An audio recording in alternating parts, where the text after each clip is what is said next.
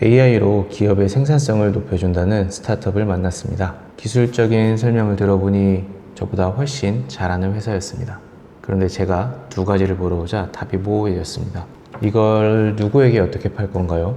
그 사람들은 정말 자기 돈을 내고 쓸까요? 기술은 뛰어났지만 제품을 팔 방법은 아직 보이지 않았습니다. 제가 보기에는 이 상태로 계속 개발하면 잘 만든 제품이 아니라 잘 만든 예쁜 쓰레기가 될 가능성이 높았습니다. 오늘은 왜 제가 AI 제품의 기술력보다 먼저 판매 방법을 물어봤는지 말씀드리겠습니다. AI 관련 스타트업 한 곳에 컨설팅을 하게 됐습니다. 이 회사는 AI를 이용해 특정 업계의 업무 생산성을 높여주는 제품을 만들고 있었습니다. 기술적인 부분은 좋아 보였습니다. 제가 모르는 기술도 있었고 구현 능력도 저보다 뛰어나 보였습니다. 솔직히 기술이 얼마나 대단한지는 제게 두 번째 문제였습니다. 그래서 설명을 중간에 멈추고 두 가지 질문을 던졌습니다. 첫 번째 질문은 이것이었습니다. 이 제품을 누구에게 어떻게 팔 건가요? 제품을 사용할 수 있는 사람과 실제 돈을 내는 사람은 다를 수 있습니다. 현장 직원이 편하다고 느끼더라도 결제 권한은 회사의 대표나 관리부서에 있을 수 있습니다. 반대로 대표가 필요하다고 생각하더라도 현장 직원이 사용하지 않으면 제품은 자리 잡기 어렵습니다. 그러면 누구를 먼저 설득해야 하는지 정해야 합니다. 대표인지 실무자인지 관리자인지 그리고 그 사람을 어디에서 만날 것인지도 필요합니다. 기존 거래처가 있는지 영업조직이 있는지 광고를 통해 문의를 받을 것인지 좋은 제품이라는 설명만으로는 이 질문에 답할 수가 없습니다. 그런데 돌아온 답은 대략 이런 내용이었습니다. 제품이 좋으면 사용해 본 사람들이 주변에 알려주지 않겠냐는 것이었습니다. 물론 입소문은 날 수 있습니다. 하지만 입소문은 판매 전략의 결과이지 판매 전략 자체는 아닙니다. 첫 번째 고객이 없으면 입소문도 시작되지 않습니다. 두 번째 질문은 더 단순했습니다. 이 기능을 사용하기 위해 고객이 실제로 돈을 낼까요? 제품을 만들다 보면 기능이 좋아지는 것과 고객이 돈을 내는 것을 같은 의미로 받아들이기 쉽습니다. 하지만 고객 입장에서는 다릅니다.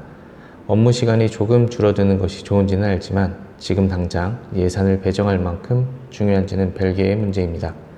기존 방식이 불편해도 그냥 직원에게 시킬 수 있습니다. 엑셀이나 카카오톡으로도 어떻게든 처리하고 있을 수 있습니다. 새로운 시스템을 도입하면 직원 교육도 해야 합니다. 기존 자료도 옮겨야 되고 회사 결제도 받아야 합니다. 제품 가격만 비용이 아닙니다. 사용 방식을 바꾸는 것도 고객에게는 비용입니다. 그래서 제품을 소개할 때는 편리하다는 설명보다 먼저 확인해야 합니다. 이 문제가 얼마나 자주 발생하는지, 지금은 어떤 비용을 지불하면서 해결하고 있는지, 이 문제를 해결하지 않으면 어떤 손실이 발생하는지. 그런데 이 질문에도 명확한 답은 없었습니다. 제품이 좋으면 돈을 주고 쓰지 않을까요? 이 정도의 답이었습니다. 저도 서비스를 만들면서 똑같은 착각을 많이 했습니다. 제가 보기에는 필요해 보였고 제가 사용하면 편리할 것 같았습니다. 그래서 만들었습니다. 그런데 고객은 제가 느낀 편리함에 돈을 내지 않았습니다. 제가 만난 스타트업들의 제품을 보면 현재 시장보다 한두 발 앞서 있는 경우가 있습니다. 언젠가는 그 시장이 그 방향으로 갈 수도 있습니다. 그런데 방향이 맞는 것과 지금 팔리는 것은 다릅니다. 시장보다 반발 앞선 제품은 기존 방식의 불편함을 조금 줄여줍니다. 고객도 현재 문제와 제품의 가치를 비교적 쉽게 이해합니다. 반면 두 발 앞선 제품은 고객이 왜 필요한지부터 설명해야 합니다. 기존 방식이 왜 잘못됐는지 알려줘야 되고 새로운 업무 방식도 교육해야 되고 회사 내부의 반대도 설득해야 합니다. 제품을 판매하기 전에 시장부터 바꿔야 하는 것입니다.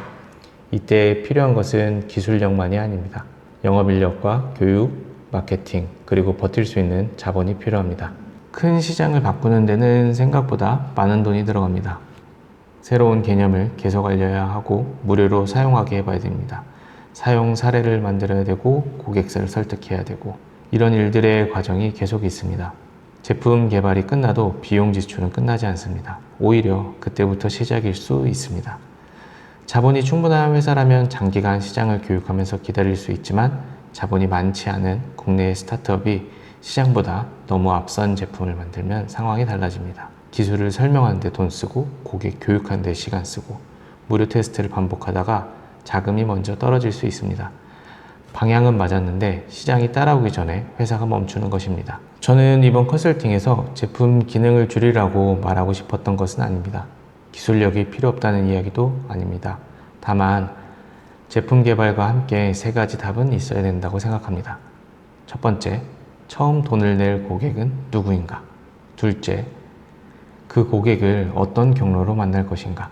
마지막 세 번째, 고객이 지금 사용 중인 방식을 바꿀 만큼 문제가 큰가? 이 세 가지가 확인되지 않으면 기능을 추가할수록 위험해질 수 있습니다. 판매되지 않은 기능이 늘어나고 개발비가 커지고 결국 포기하기 어려운 제품이 됩니다. 저 역시 AI 제품과 자동화 서비스를 계속 만들고 있습니다. 그래서 남의 이야기가 아닙니다. 앞으로 새로운 제품을 만들 때는 기술 설명보다 먼저 판매 문장부터 만들어 보려고 합니다. 누구에게 팔 것인지 한 문장으로 설명할 수 있는가?